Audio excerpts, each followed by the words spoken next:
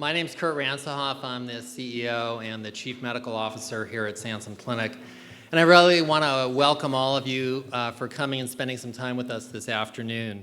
Most recently, cancer care has really been even more prominent in our minds because we're about to embark on a capital campaign to build a brand new cancer center here in Santa Barbara, which we will talk about some other night, so you can all rest easy about that. So when Ken Coates said that he thought that Dr. Spector would come and talk with us, we were really primed to have such a great speaker talk on such an important topic. I mentioned Ken Coates a minute ago, and now let me introduce Ken, who then will turn things over to our speaker. Ken has been on the Sansum Board of Trustees for the last 9 years. Before moving to our community, he held a number of high-level executive positions at the Ford Motor Company, including being the CFO of Ford Credit. So if you ever bought a Ford car, somewhere at the end of a very long chain was Ken Coates. Ken received his MBA in finance at the University of Chicago. Before that, he was at Stanford University, where he got his undergraduate degree in economics. So he must have understandably been thinking a lot about getting back to California when he was in Michigan. And when he finally got back here, we grabbed him to be on our board about as quickly as we could, as has Direct Relief International, on whose board Ken has also served. Ken has been the chair of our finance committee forever. I say that because I think it's a position with no possibility of parole. We're really grateful for all the work he has done. He is really one of the most knowledgeable people about healthcare delivery systems, I would say, in this part of the state, and we are just honored to have him on our team. So please welcome Ken Coates.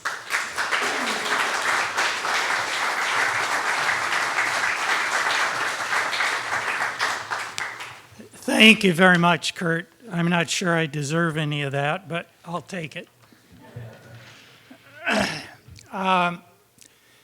Earlier, several people asked me what my connection is with Duke and with Dr. Spector. So what I need to do is tell you the story. 25 years ago, my first wife, Sandy, was diagnosed with breast cancer. She went through the conventional chemo treatments, double mastectomy, and was in remission for about 3.5 years. And then it struck again. This time, it metastasized into her lungs and her liver. And her oncologists, and she consulted with several of them in Michigan, concluded that her only real hope was to do what in those days was considered to be pretty radical treatment, which was bone marrow transplant.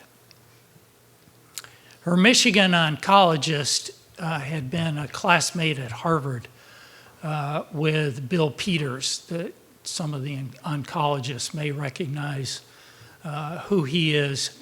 He probably had the premier bone marrow transplant program in the country at Duke.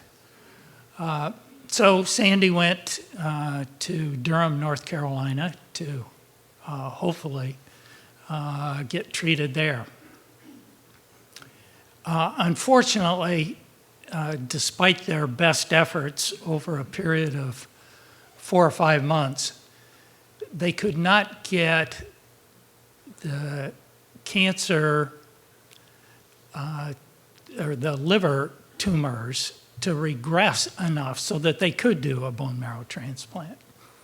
So in effect, her last best hope turned out to be no hope at all. My children and I, though, were really impressed with the efforts of the people at Duke. They went above and beyond in trying to find alternative courses of treatment. They tried multiple chemo protocols, none of which unfortunately worked. But they were incredibly compassionate in what they did. So a few months after she died, at 48, by the way, and my children were teenagers, so that was not the most fun time I've ever had in my life.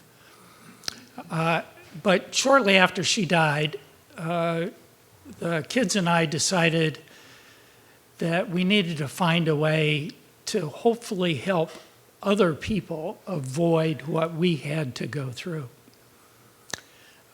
So we started a memorial fund at Duke in breast cancer research. This was about 1990, early 95, late 94. And over the last roughly 20 years, we've been able to add enough to end up being able to endow an associate professorship at Duke that is focused on breast cancer research. And this wonderful young man, Dr. Neil Spector, was the first holder of the chair. As I think you will see from what he has to say, he's an incredible guy. But I need to give you just a little bit of his bio so that you can get a sense of what a terrific background he has. He got his MD at the New Jersey School of Medicine. He did his residency at Texas Southwestern, did a fellowship at Mass General and Dana-Farber, then went on to be on the faculty at Dana-Farber in Boston. After Dana-Farber, he went to work for GlaxoSmithKline, where he led the team that developed a very important breast cancer drug, lapatinib. From Glaxo, he moved to Durham at Duke, where he started on the faculty in '06. Is that right? Yeah. During all this, and I would say about 15 years of the last 2 decades, Neil has suffered under a case of very severe Lyme disease, so severe that 6 years ago he had a heart transplant because of the effects of the Lyme disease. But yet he accomplished all these wonderful things despite being in what most people would consider to be relatively poor health. And to me, that exemplifies what a fantastic guy he is, and why Betsy and I and my children have been such strong supporters of what he has been doing. And rather than belaboring this any longer, I'm going to turn it over to Neil so that he can demonstrate to you himself how great a guy he is. Please welcome Neil Spector.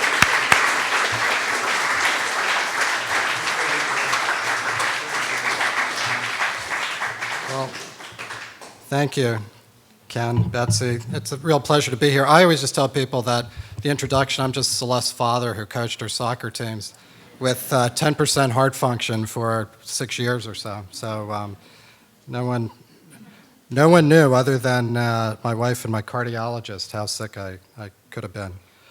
I'm just going to, I like to walk. Can everyone hear me if I walk around because I get too claustrophobic?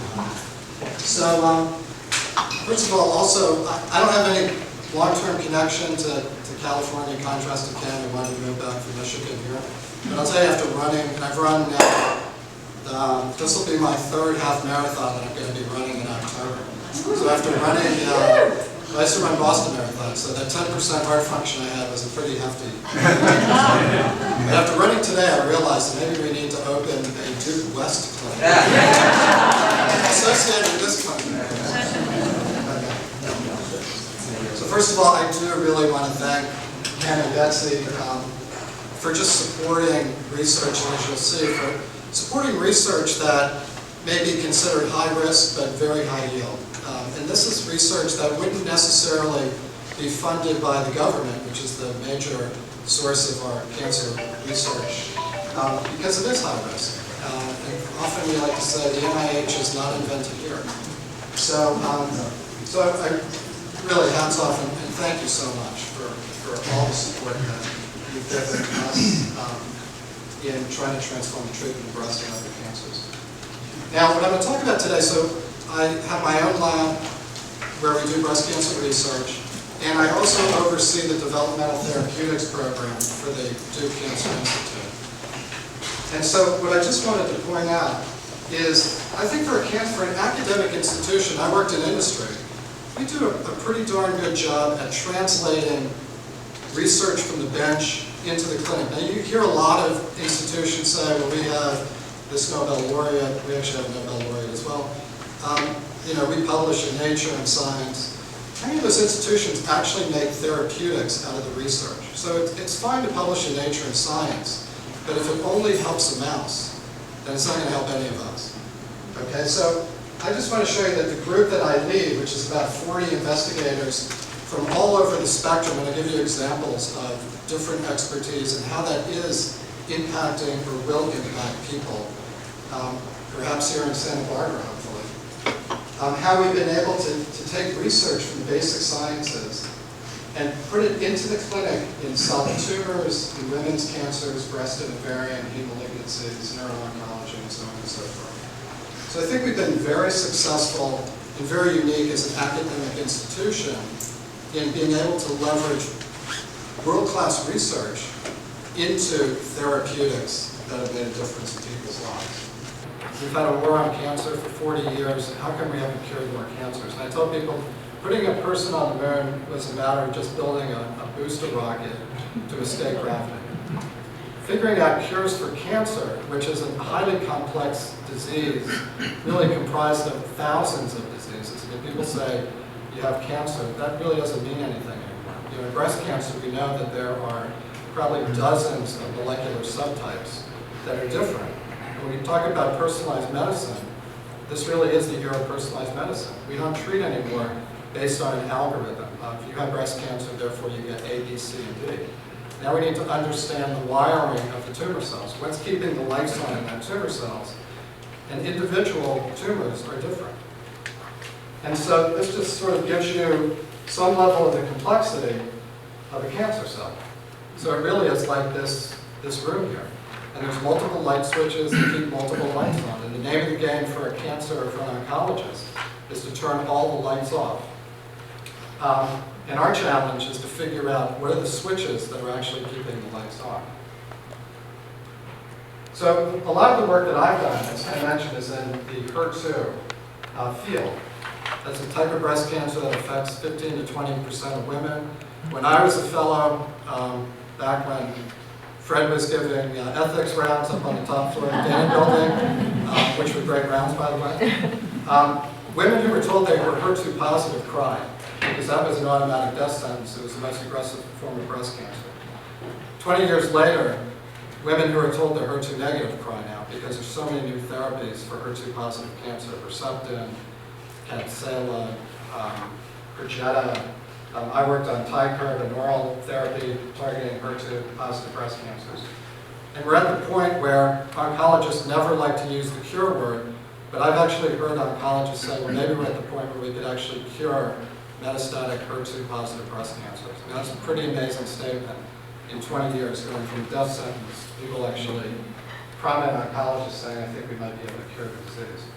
I just want to run through, because this is work that I'm actually proud of, and I think it speaks, you know, what Ken mentioned. My focus is I have a lab, but I tell people in the lab that we need to help patients. I mean, I'm not just interested in publishing a nice paper, but that work needs to go somewhere. And I've been very fortunate and lucky, probably more lucky than anything else, to be in the right place at the right time, to have developed two drugs, Tykerb and another drug for pediatric leukemia.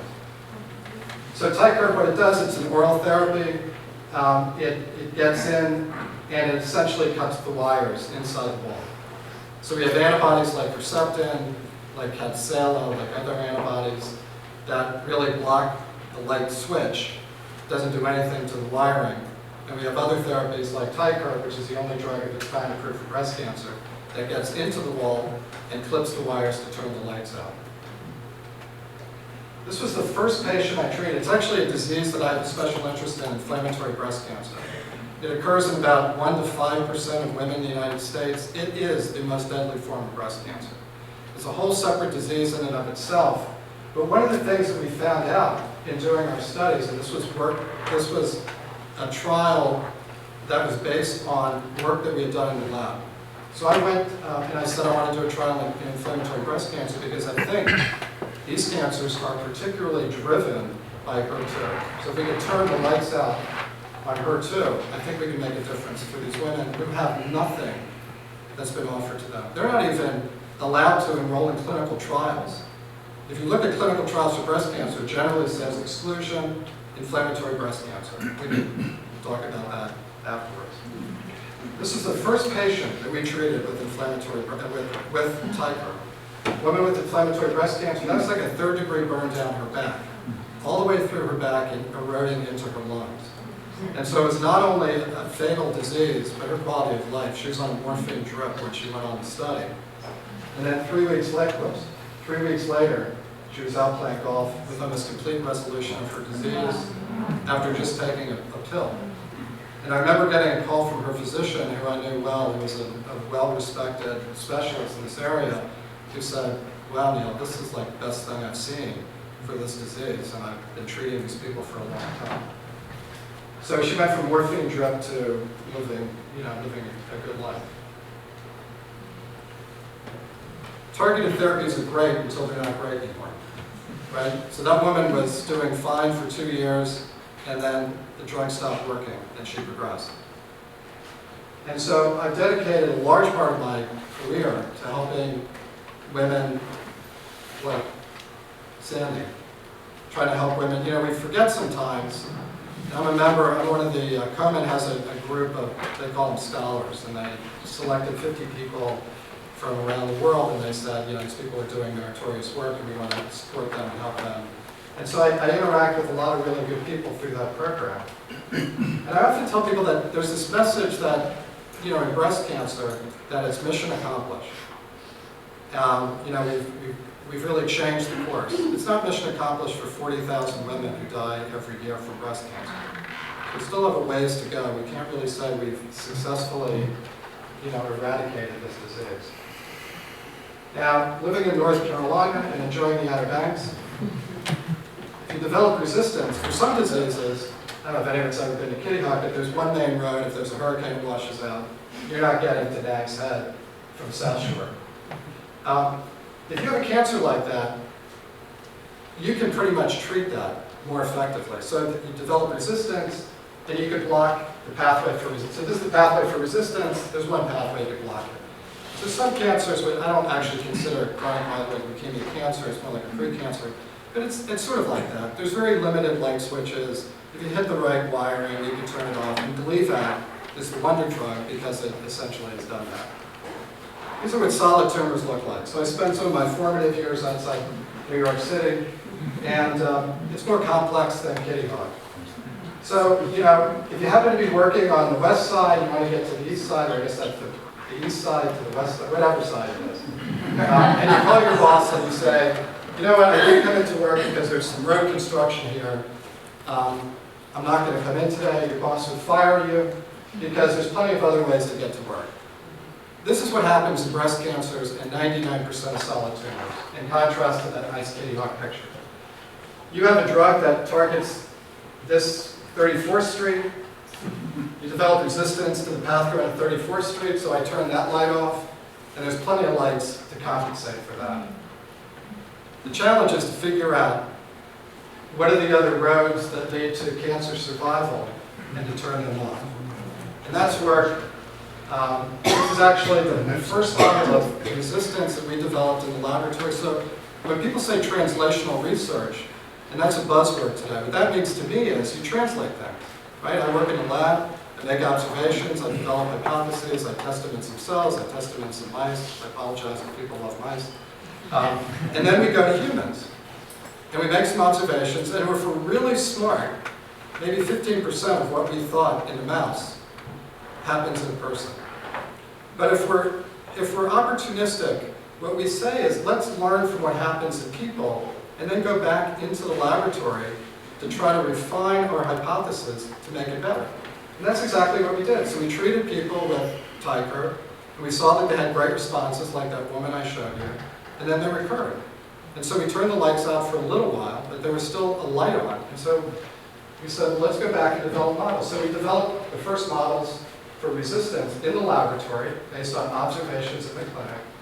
And what we found is that when we blocked the HER2 one light switch, the tumor compensated, because tumors are like the penultimate survival mechanism, right? If we could learn from tumors, we'd be living to 500 years old, because that's what they're designed to do, which is survive. And what we found to our astonishment was that the lights were now regulated by the estrogen receptor, which was not regulating any of the lights before we treated with a HER2 targeted therapy. So essentially what we had done is we had successfully treated, and if you will, cured the HER2 component of the tumor. But in doing so, we had unleashed the estrogen receptor.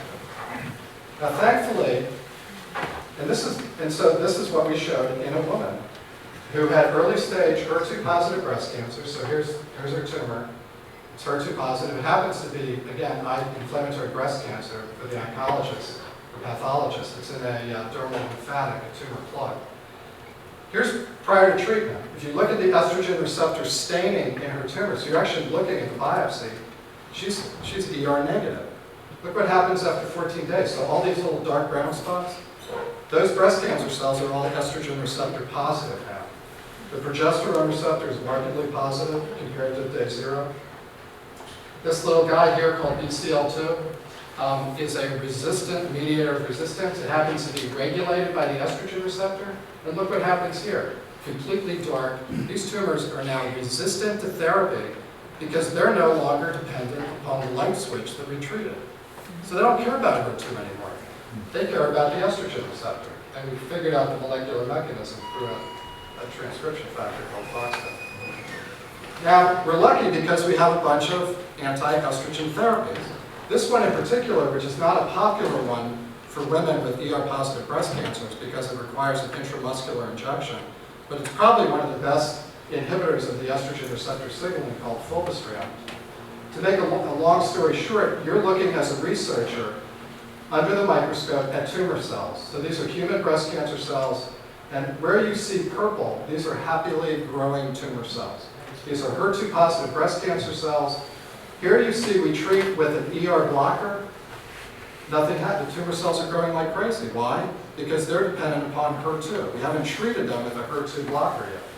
Now we treat with Tyker, with the drug I was showing you, the oral therapy that helped that woman with the disease growing on her back. And after about a month or two of growing these breast cancer cells in culture in a petri dish, you can start to see that the tumor cells start to grow back again. Why are they growing back? Because they're driven by the estrogen receptor. If you now treat with the HER2 inhibitor and an estrogen receptor blockade, there's no cells growing here.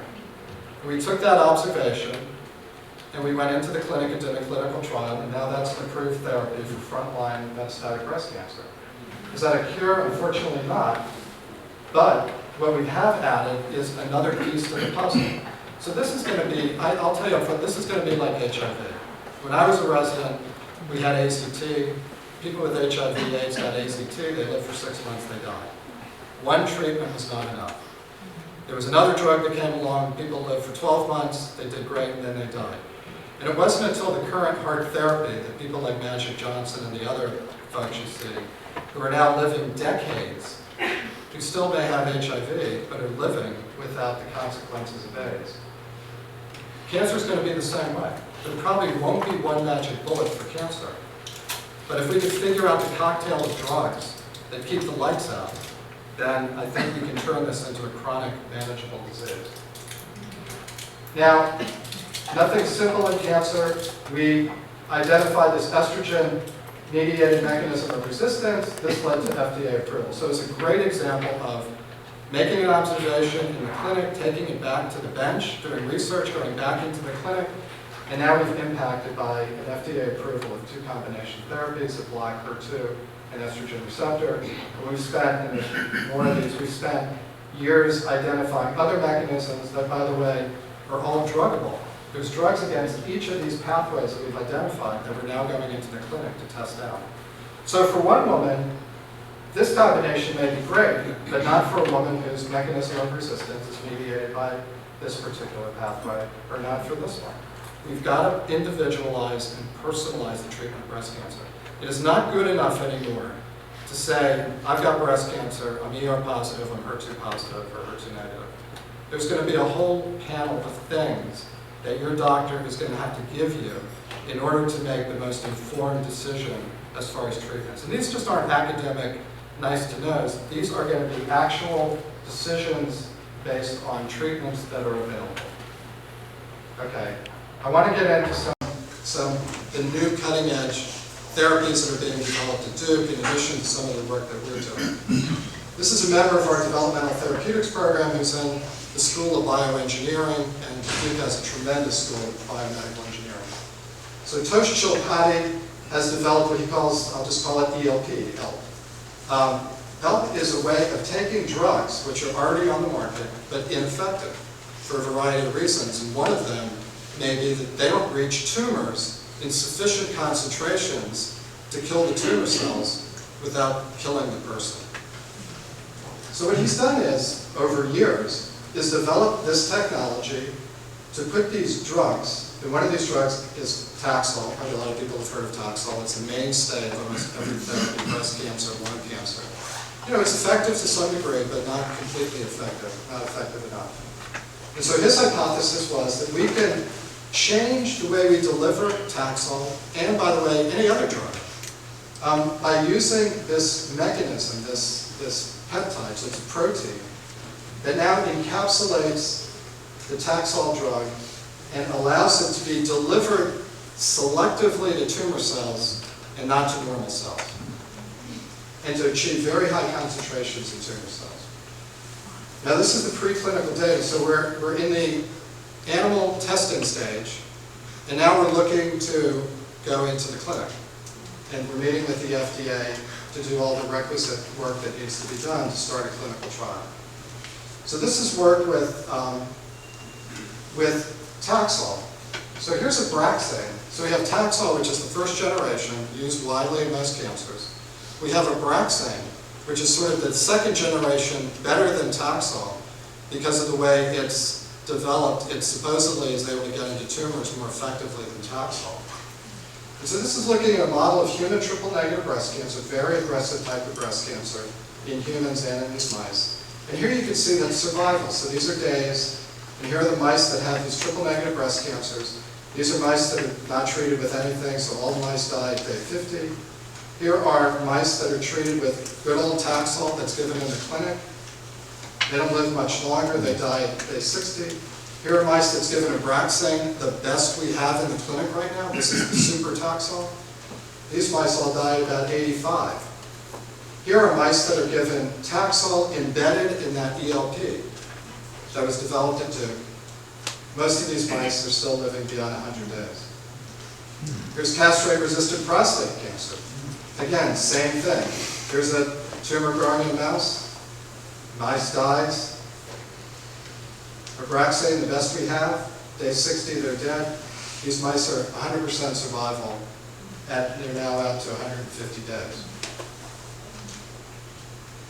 Here's another model. Here's another drug. So this isn't just Taxol. Here's an anthracycline, again, a mainstay of breast cancer. Adriamycin and doxorubicin. Again, you compare triple-negative breast cancers, you treat the mice with placebo, they're all dead at day 20. It's a very aggressive tumor. You treat them with regular doxorubicin, and they're pretty much, going to die, although it's a little better than getting nothing. And you treat them with the doxorubicin embedded in this elastin-like polypeptide, and most of these mice are alive, beyond 60 days.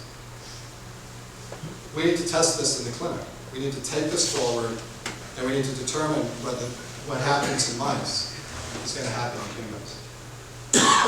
This is exciting work that I've been involved in. We have a very large DoD grant. It was the only one, I'm rather proud of this, that was awarded. So the Defense Department has a pot of money for breast cancer research. They don't get into why the Defense Department has that. It's politics, you might expect. But they give money for breast cancer research and ovarian cancer research. We applied, they were giving what they called a Transformative Vision Award, nearly $20 million over 5 years, to just completely change the paradigm of how we treat breast cancer. And so we applied, out of 80 institutions, we were the only one awarded a grant to. This work is based on some observations, and actually it's interesting, it's work that I did at the Dana-Farber back in the late 80s, early 90s, that I was laughed at the time. But it was work on proteins called heat shock proteins. Anyway, we made an identification that one particular protein, HSP90, is particularly increased in very aggressive breast cancers. These are women with breast cancer. And so what we did is, one of the collaborators on this grant is it's a group of investigators. It's a wonderful example of people from different disciplines coming together to try to tackle a major problem like breast cancer. It's not going to be just me. It's not going to be, Jane. It's not going to be Fred. It's going to be people from different disciplines coming together. And this grant required people from different disciplines coming together. So what did we do? We took advantage of that observation that the heat shock protein 90, HSP90, was increased in triple-negative breast cancer, very aggressive. No great therapies for triple-negative, by the way. First in younger women, typically African American, and is bad news if you have it. There's a fellow at Duke who I work with who had developed a drug against HSP90. And so what we did was, and the proposal was, it's a theranostic. It is a diagnostic and a therapeutic all-in-one. It's kind of like Star Trekian. One of those movies where Dr. Spock or whoever McCoy took his little thing and scanned it over somebody and they were cured, and he said, I remember they came back to Earth in the present time. It's one of those movies I saw. And this patient was getting dialysis, and he just took his thing and cured them, and he said, oh, these doctors are barbaric. So anyway, so we proposed that we would develop a theranostic. So what is this? So we took the drug that recognizes HSP90, and interestingly, it recognizes HSP90 in tumor cells only, because I'm going to show you in a minute, we made a discovery that there's HSP90 on the surface, which wasn't really known, of tumor cells and not in normal cells. And so this is like the guided missile theory, right?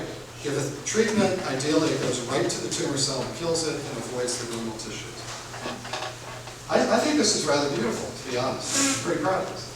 So we put a contrast agent onto the drug that carries it right to the tumor cells that have the target. So here's normal cells, they don't have the HSP90, the drug with the contrast agent doesn't go there. What's the killing? The killing is your basic MRI scan. I don't know if anyone ever has an MRI scan here. The premise is, we inject this into, let's say a woman comes in, and there's a mass. And we want to know, is it cancer or not? We want to know. And it turns out that HSP90 is also an ER positive, HER2 positive, and triple negative, so most breast cancers. And probably, by the way, in prostate and other cancers. We image, we give the drug, and we image. You get your regular MRI scan that every hospital has.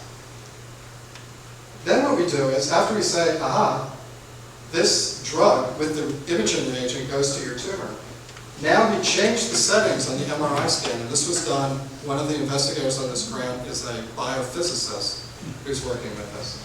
And we actually heat up the tumor cells through the scan. So you go to a scan, you make the diagnosis, and then you get treated in the same scan. And what it does is, it causes internal heating. This is not hyperthermia where we put a probe in.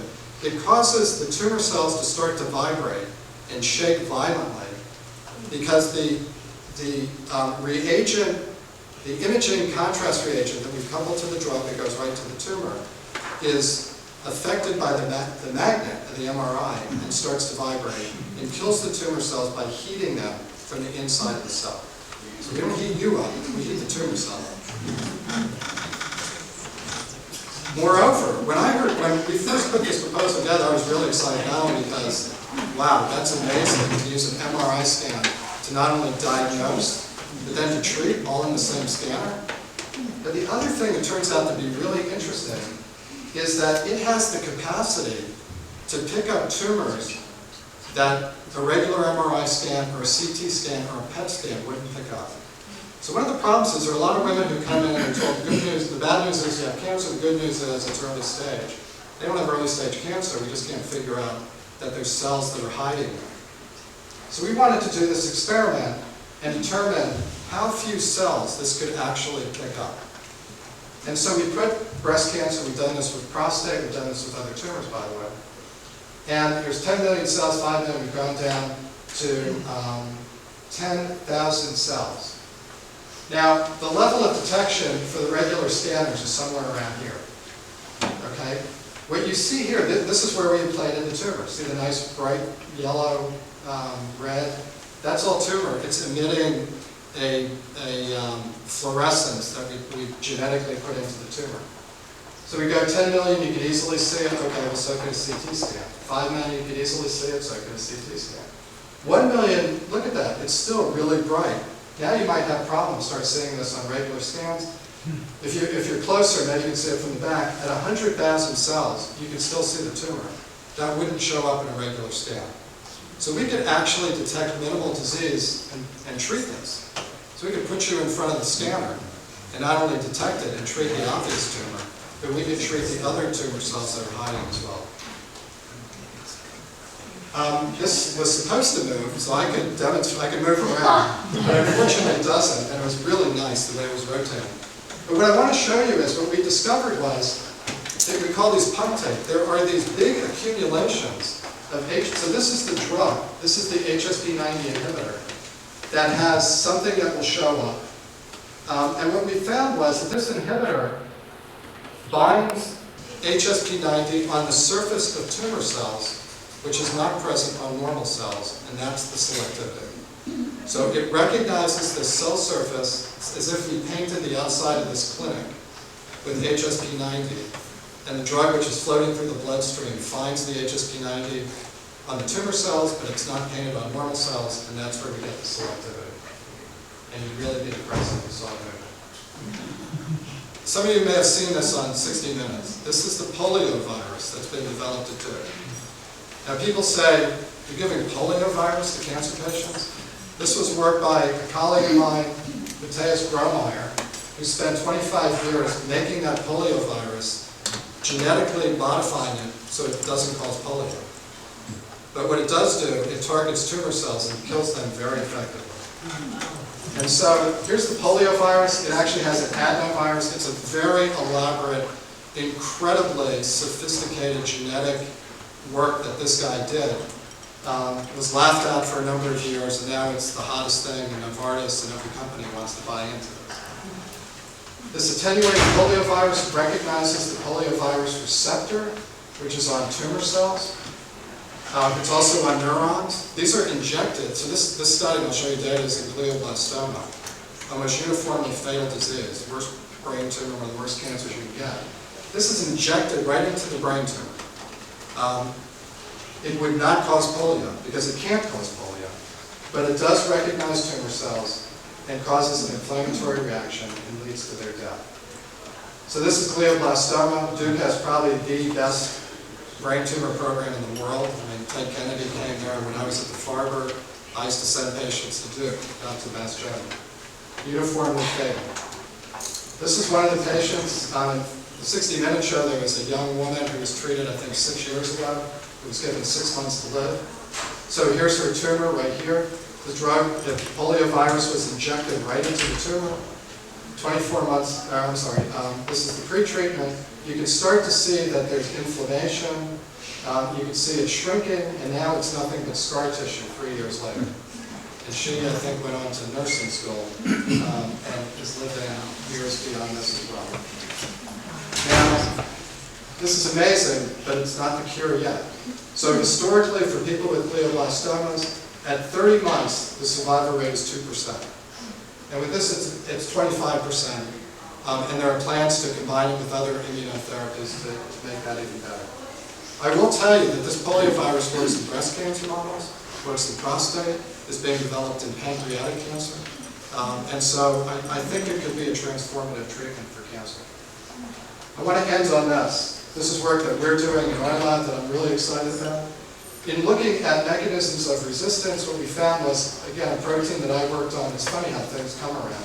I worked on, again, 1990, a heat shock protein that is activated when cells are stressed.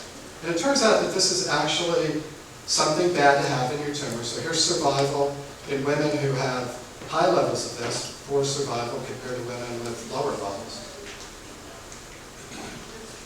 What's interesting about this protein is, and we will look at it from the standpoint of overcoming resistance, but we think this could be a huge breakthrough in prevention, in breast cancer prevention and other cancers as well, but I'm going to show you data in breast cancer.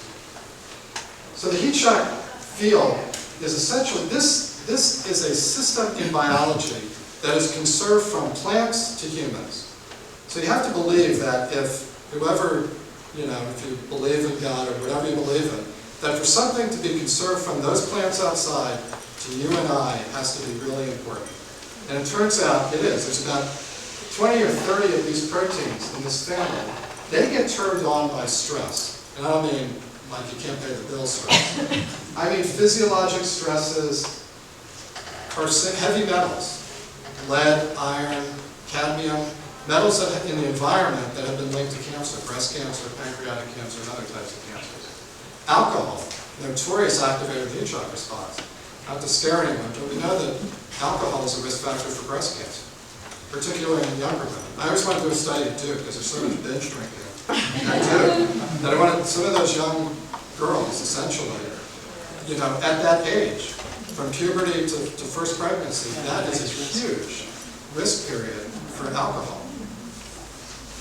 Huge.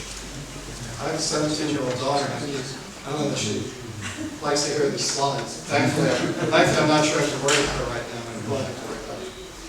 So what are some of the stresses that activate the heat shock response? Alcohol, heavy metals. There's a study in Wisconsin showed that about 36% of breast cancers in a population study in Wisconsin could be attributed to cadmium.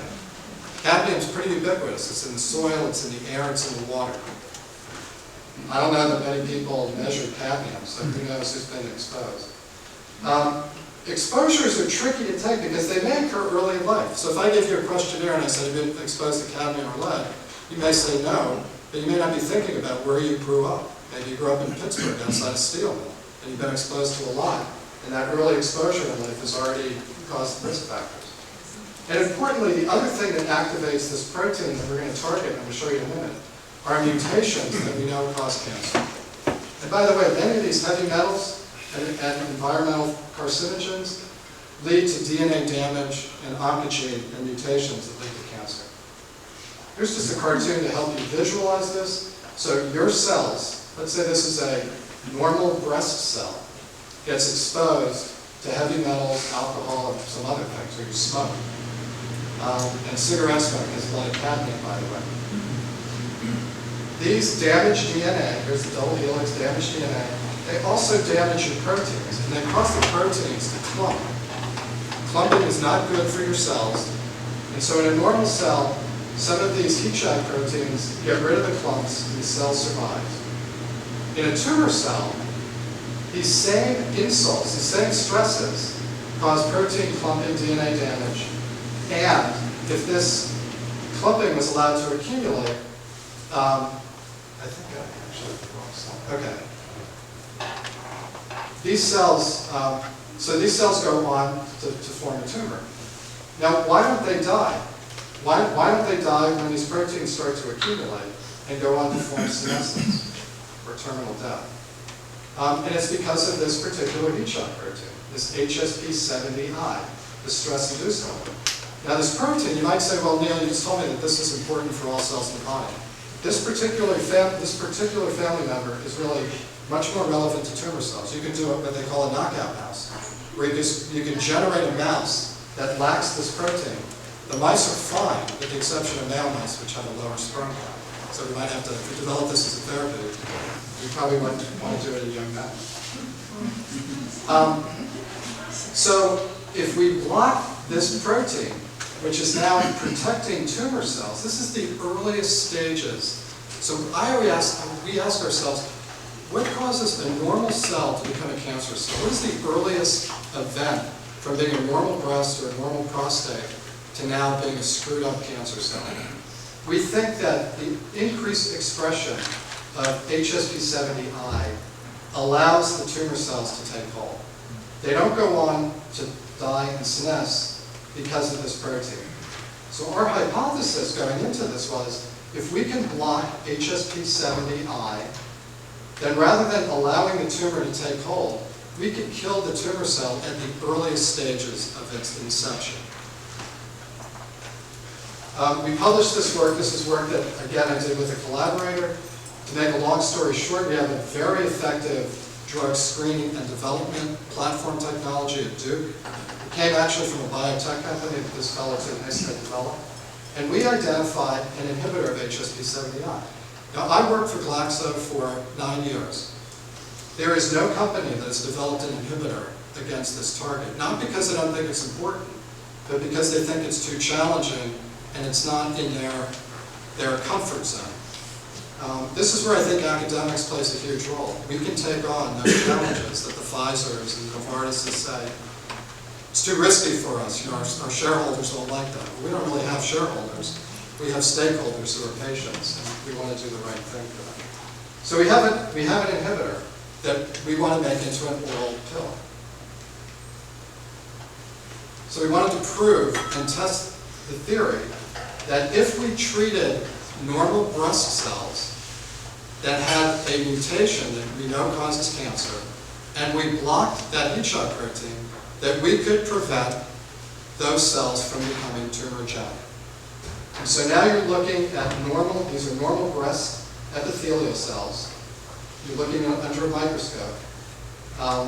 They're called MCF10A, and we put in as a control a form of HER2 that does not cause cancer. You can see that these cells all look nice and uniform. And now we treat with the inhibitor, and they still look essentially the same because these cells are not cancerous. Now look what happens when we take the same normal cells and we put in the cancer-forming form of HER2. You see these lumps here? These are all cancerous cells that when we put these into mice, they form breast cancers. Okay? If you compare this to this, there's an obvious difference, that these cells are transformed and they now form independent clumps of autonomously growing tumor cells. But look what happens when we give the HSP72 inhibitor. You don't see any of this. So we have completely blocked, again, in these are early stages, in cells, the ability of this known oncogene to form tumorigenic cells. Moreover, as our prediction would be, these cells, instead of forming tumors, should go on to form senescence. And senescence is just like what it sounds. They age and they die. They don't have to die. I guess tumor cells are destined to die too.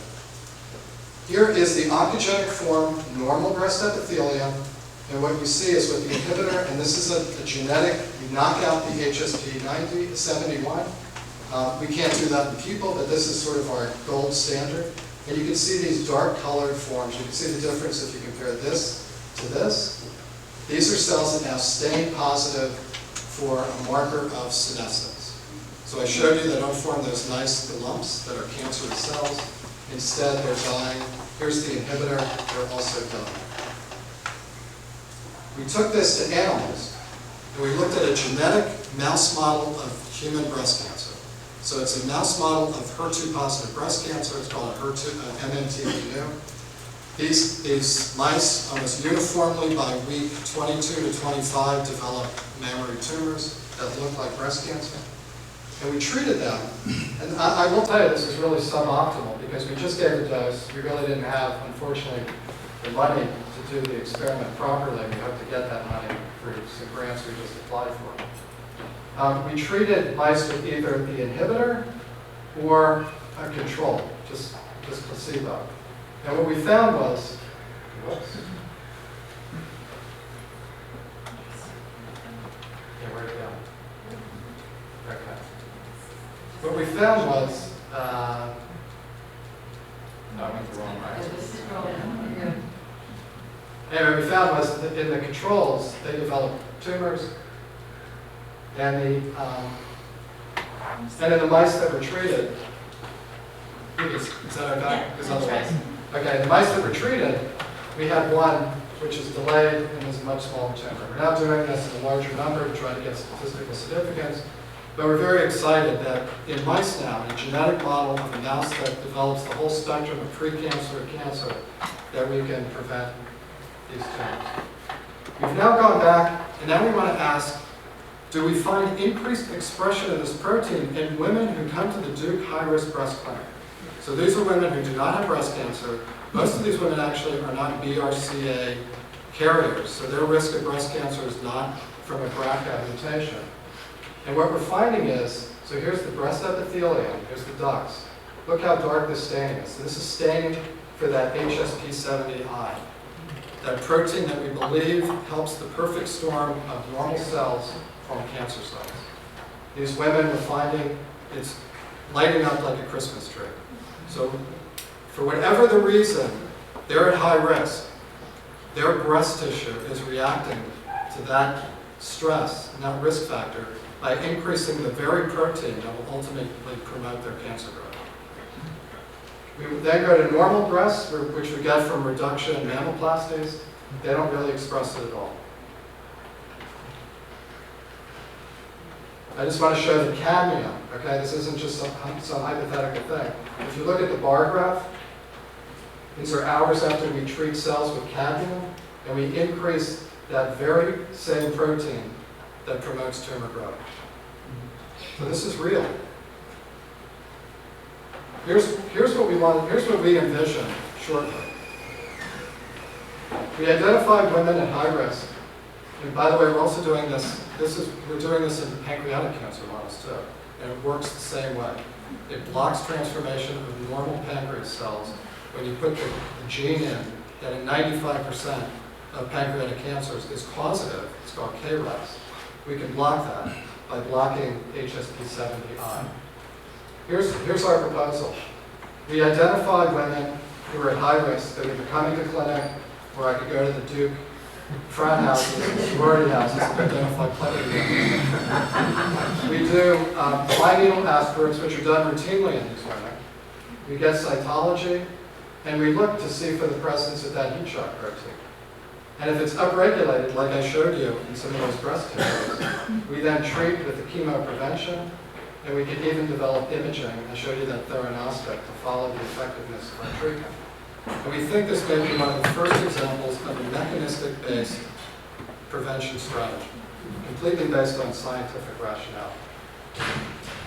I'd like to, this work I couldn't do by myself. People in my lab, people in a lot of groups who I do, the environmental health. We work closely with people at UNC and NC State. And you know what? If I could just put this, because this is actually a good slide. It's my concluding slide.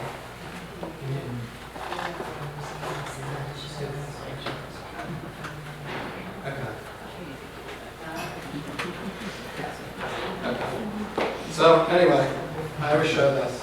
This was me July 17, 2006 in the intensive care unit at Duke. It's my wife. Thank God for spouses. That was me April, finishing the rock and roll half marathon in Raleigh. That's actually when I was discharged from the hospital after my transplant. I looked out the back window and saw that, and I realized that miracles happen all the time.